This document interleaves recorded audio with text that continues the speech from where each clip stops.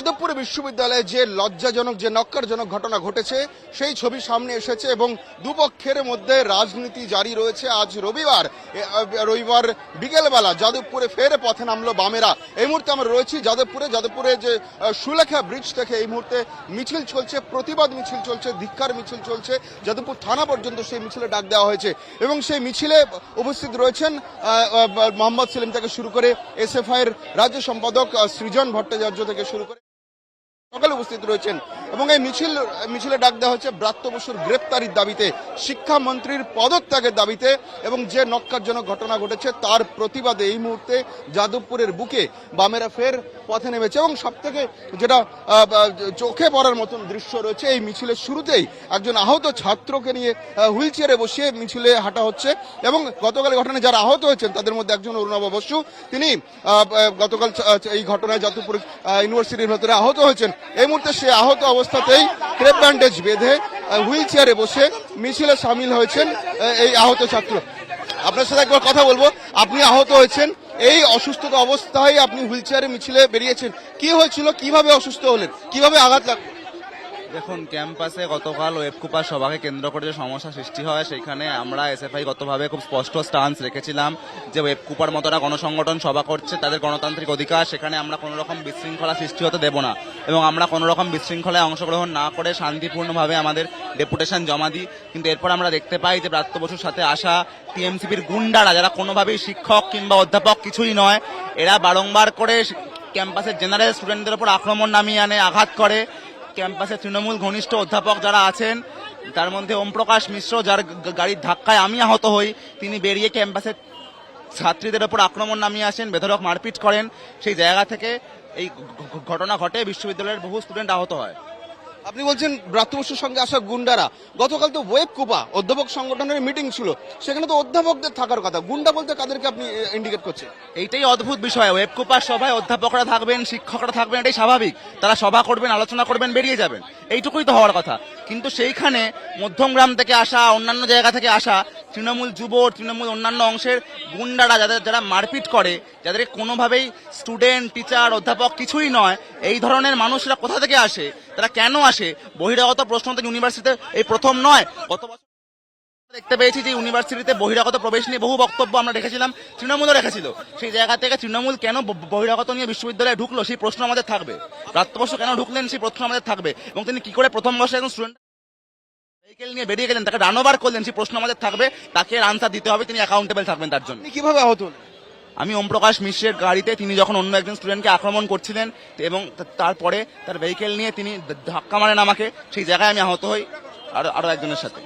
তৃণমূল বলছে আপনারা যে গন্ডগোল করছেন তাতে শিক্ষামন্ত্রী আহত হচ্ছেন, তার গাড়ি ভাঙচুর করা হয়েছে, আপনাদের দেখে অভিযোগের আঙুল তোলা হচ্ছে। এখন তৃণমূল তো অনেক কিছুই বলে, পূর্বের তিলোত্তমার ঘটনাতেও দেখেছি আমরা তৃণমূল কি বলতে পারে, তৃণমূল কি করতে পারে, তার নজির খুব একটা বিরল নয়। আসলে আমরা খুব একটা অবাক হচ্ছি না, অবাক এই জন্য হচ্ছে যে বারবার করে আমরা এই ইমেজগুলো দেখতে পাচ্ছি যেখানে একজন শিক্ষামন্ত্রী ক্যাম্পাসের একজন ইউনিভার্সিটির প্রথম বর্ষে বেরিয়ে যান, সেইটাই ভয়ের, আর কিছু না। তৃণমূল বলবে এটাই খুব স্বাভাবিক, তার উল্টো দিকে যে ইমেজগুলো আমাদের রয়েছে, যে বক্তব্যগুলো আমাদের রয়েছে, সেগুলোও থাকবে এবং যতদিন অব্দি ইউনিয়ন ইলেকশনের ডিমান্ডটা আমরা আদায় করতে পারছি আমরা রাস্তায় থাকবো এবং এই শিক্ষামন্ত্রীর গ্রেপ্তারির দাবি আমাদের থাকবে, কারণ এই শিক্ষার্থীদের জন্য তিনি একেবারেই সেফ নয়, রাস্তার মানুষের জন্যও নয়। কথা বললাম যাদবপুরের ছাত্র অভিনব বসু, তিনি আহত হয়েছেন এবং তার যেটা দাবি যে যাদবপুরের অধ্যাপক ওম প্রকাশ মিশ্রের গাড়ি তার পায়ের উপর দিয়ে চলে গিয়েছে। যখন তিনি বিক্ষোভ দেখাচ্ছিলেন, ব্রাত্য বসু শিক্ষামন্ত্রীর কাছে নিজেদের দাবি নিয়ে গিয়েছিলেন, সেই সময় ওম প্রকাশ মিশ্র ব্রাত্য বসুর সঙ্গে থাকা তার গাড়ি অভিনব বসুর পায়ের উপর দিয়ে চলে গেছে বলে তিনি দাবি করছেন, তিনি অভিযোগ করছেন এবং তিনি আহত হয়েছেন। ডান পায়ে ক্রেপ ব্যান্ডেজ বাঁধা, পায়ে ক্রেপ ব্যান্ডেজ বাঁধা, হাঁটুতে ব্যান্ডেজ বাঁধা, হুইল চেয়ারে নিয়ে আজকে বামফ্রন্টের মিছিলে তিনি সামিল হয়েছেন এবং মিছিলের অগ্রভাগেই তাকে কিন্তু স্থান দেওয়া হয়েছে এবং মিছিলের একবারে সামনের সারিতে আমরা দেখতে পাচ্ছি মোহাম্মদ সেলিম রয়েছেন, সৃজন ভট্টাচার্য রয়েছেন এবং বামফ্রন্টের সমস্ত দল এবং ছাত্র সংগঠন তারা এখানে আজকে উপস্থিত হয়েছেন। তাদের একটাই দাবি, কালকের যে ঘটনা সেই ঘটনার জেরে শিক্ষামন্ত্রীকে পদত্যাগ করতে হবে এবং এই ঘটনার দায় নিতে হবে। সেই সমস্ত দাবি নিয়ে তারা এই মুহূর্তে রাস্তায় নেমেছেন এবং মিছিল এই মুহূর্তে চলছে। সুকান্ত সেতু থেকে সেই মিছিল এগিয়ে নিয়ে এই মুহূর্তে চলছে যাদবপুর থানা থেকে। একবার মীনাক্ষীদের সাথে কথা বল, মীনাক্ষী, কি কি দাবি নিয়ে আপনারা আজকে পথে নেমেছেন? গণতন্ত্রকে ফেরানোর জন্য, গণতন্ত্রের বিপক্ষে যারা, তাদের সবার বিপক্ষে গণতন্ত্র প্রিয় মানুষরা রাস্তায় নেমেছে। পুলিশকে এই গণতন্ত্রকে রক্ষা করার জন্য, প্রতিষ্ঠা করার জন্য নিরপেক্ষ ভূমিকা পালন করতে হবে। পুলিশ সেটা করছে না, তাই যাদবপুর থানাকে তার কাজ ফিরে স্মরণ করানোর জন্যই আজকে বামপন্থীরা রাস্তায় নেমেছে।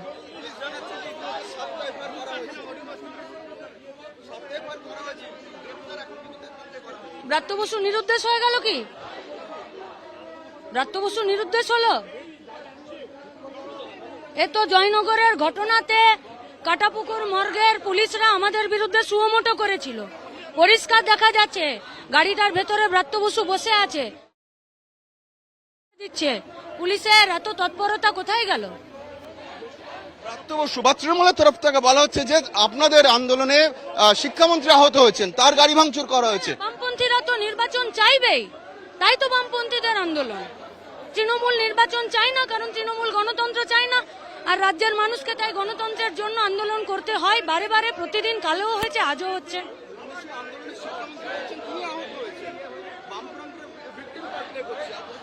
সরকারের ভূমিকা ঠিক করে আন্দোলনের রাস্তা কি হবে। বিরোধীরা দাবি করবেই, ছাত্র যুবরা দাবি করবেই। সরকার নমনীয়, মানবিক, দায়িত্বশীল হলে তার পদ্ধতি আলাদা হবে। আর সরকার যদি ভাবে যে আমি ফ্যাসিস্টিক কায়দায় সবকিছু বুলডোজার চালিয়ে দেবো, তাহলে তার পদ্ধতি আলাদা হবে। কালকে গাড়ি চালিয়ে দিয়েছে। আগে তো গ্রেপ্তার করুক।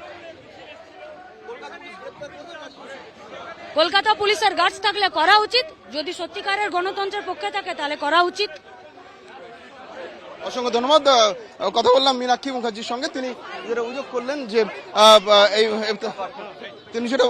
যে কালকে যে ঘটনা ঘটেছে, ব্রাত্য বসুকে দায় নিতে হবে এবং ব্রাত্য বসুকে গ্রেপ্তার করতে হবে। ব্রাত্য বসুর গ্রেপ্তারির তিনি দাবি করেছেন এবং এই দাবি নিয়ে কিন্তু মিছিল এগিয়ে চলেছে যাদবপুর থানা থেকে এই মুহূর্তে মিছিল এগিয়ে চলেছে এবং থানায় গিয়ে মিছিল শেষ হবে। পুলিশের কাছে দাবি জানানো হবে যে অবিলম্বে যেন গ্রেপ্তার করা হয় শিক্ষামন্ত্রী ব্রাত্য বসুকে ঘটনার দায় নিয়ে। এবং যে আহত ছাত্র রয়েছে মিছিলে, তিনি ছাড়াও এখনো কয়েকজন কেপিসি মেডিকেল কলেজে ভর্তি রয়েছেন, তাদের চিকিৎসা চলছে। আগামীকাল এসএফআই তরফে কিন্তু এসএফআই তরফে একটি ছাত্র ধর্মঘটে ডাক দেওয়া হচ্ছে। এসএফআই তরফে বলা হচ্ছে যে যেহেতু আগামীকাল উচ্চতর মাধ্যমিক পরীক্ষা শুরু হচ্ছে, ফলে ছাত্রছাত্রীদের যাতে সমস্যার মুখে না পড়তে হয়, সে কারণে তারা ইউনিভার্সিটি ক্যাম্পাসের ভেতরে কিন্তু এই ছাত্র ধর্মঘট সীমাবদ্ধতা রাখছেন এবং আগামীকাল রাজ্য জুড়ে সমস্ত ইউনিভার্সিটি ক্যাম্পাসেই এই ধর্মঘটে ডাক দিয়েছে এসএফআই বামফ্রন্টের ছাত্র সংগঠন এসএফআই।